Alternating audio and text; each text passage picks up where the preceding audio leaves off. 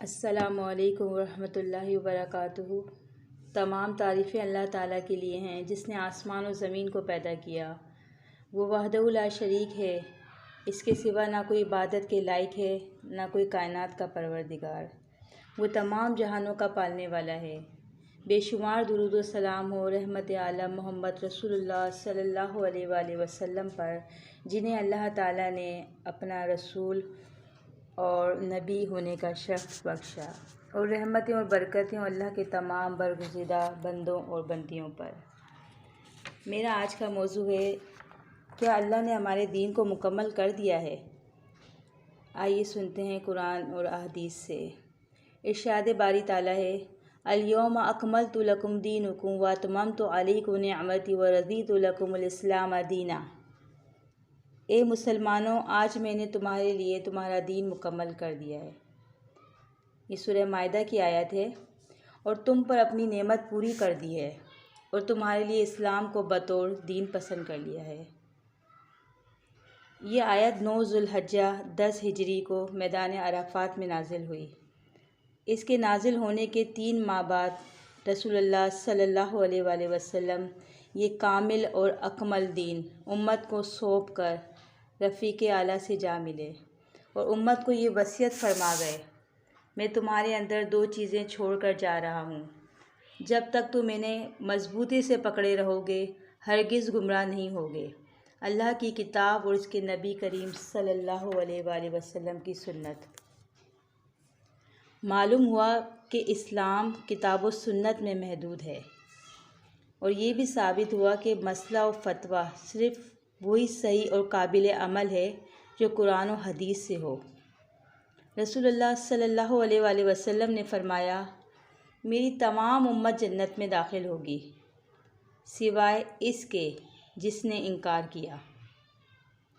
لوگوں نے پوچھا کہ اے اللہ کے رسول، انکار کرنے والا کون ہے؟ تو آپ نے فرمایا، جس نے میری اطاعت کی وہ جنت میں داخل ہوا، اور جس نے میری نافرمانی کی تو اس نے انکار کیا۔ سیدنا ارباز بن ساریہ رضی اللہ تعالیٰ عنہ روایت کرتے ہیں کہ ایک دن رسول اللہ صلی اللہ علیہ وآلہ وسلم نے ہمیں نماز پڑھائی، پھر آپ ہماری طرف متوجہ ہوئے اور مؤثر یعنی واضح نصیحت فرمائی۔ وہ نصیحت سن کر ہماری آنکھوں سے آنسو جاری ہو گئے اور دل دہل گیا۔ ایک شخص نے کہا، اے اللہ کے رسول، یہ نصیحت تو ایسی ہے جیسا کسی رخصت کرنے والے کی ہوتی ہے، کوئی رخصت ہونے والا اس دنیا سے کرتا ہے۔ اس لیے ہمیں وصیت کیجیے، خاص وصیت کیجیے کہ آپ صلی اللہ علیہ وآلہ وسلم نے فرمایا، میں تمہیں وصیت کرتا ہوں کہ اللہ سے ڈرتے رہنا اور اپنے امیر کی جائز بات سننا اور ماننا، اگرچہ تمہارا امیر حبشی غلام ہی ہو۔ یعنی حق بات سننے کے لیے، اور جو کوئی بھی بولے اس کے لیے چہرے کی مشابہت نہیں ہے کہ یہ کالا ہے، یہ چھوٹے قد کا ہے، یہ فلاں قوم سے ہے، فلاں قبیلے سے ہے۔ یہاں پر دیکھیں، رنگ و نسل میں کوئی امتیاز نہیں رکھا اللہ کے نبی نے۔ کیا کہا؟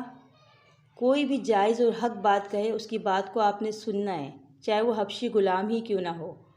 میرے بعد جو تم میں سے زندہ رہے گا وہ سخت اختلاف دیکھے گا، اس وقت تم میری سنت اور ہدایت یافتہ خلفائے راشدین کا طریقہ لازم پکڑنا، اسے داڑھوں سے مضبوط پکڑے رہنا، اور دین کے اندر نئے نئے کاموں اور طور طریقوں سے بچنا، کیونکہ دین میں ہر نیا کام بدعت ہے اور ہر بدعت گمراہی ہے۔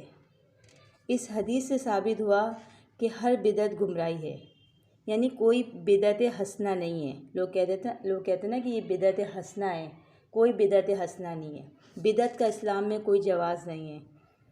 عبداللہ بن عمر رضی اللہ تعالیٰ فرماتے ہیں، ہر بدعت گمراہی ہے، خواہ لوگ اسے اچھا سمجھیں۔